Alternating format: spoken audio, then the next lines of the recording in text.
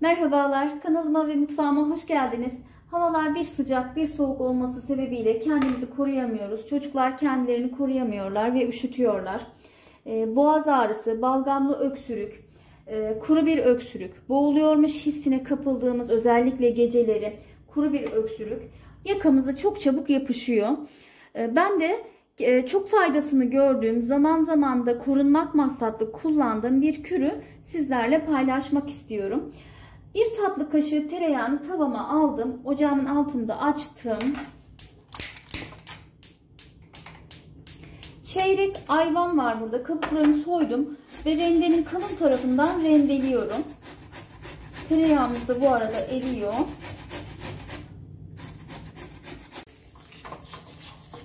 Eriyen tereyağımın içine rendelediğim ayvaları alıyorum.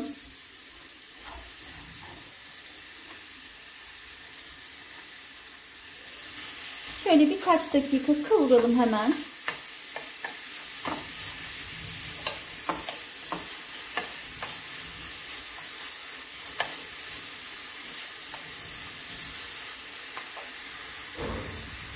Tereyağı boğazımızı yumuşatırken ayvanın da mikrop öldürücü özelliğinden faydalanacağız. Kuru kuru öksürmeye başladığınızda hemen bunu yapın. Rahatladığınızı, boğazınızda tahriş varsa tahriş olan bölgenin hemen rahatladığını fark edeceksiniz. Ayrıca balgam söktürücü özelliğini de hissedeceksiniz. Hemen ayvaları şöyle 2-3 dakika kadar karıştırıyorum.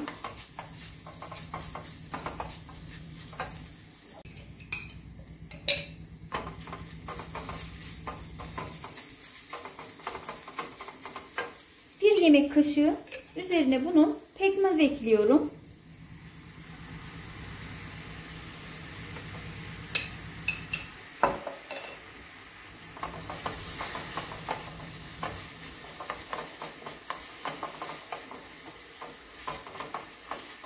Hemen 2 dakikada bu şekilde kaynasın. Kürümüz hazır olacak.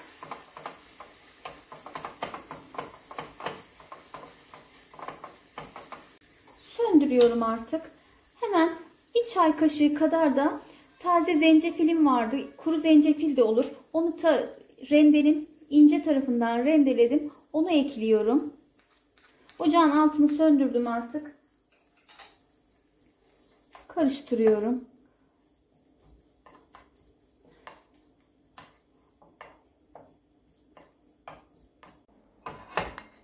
Çabuk soğuması için tabağını değiştireyim.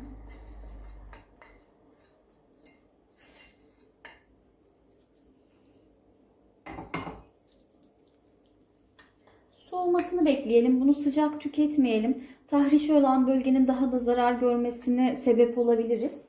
Ilayınca böyle kaşık kaşık ağzınızda gezdirerek tüketebilirsiniz.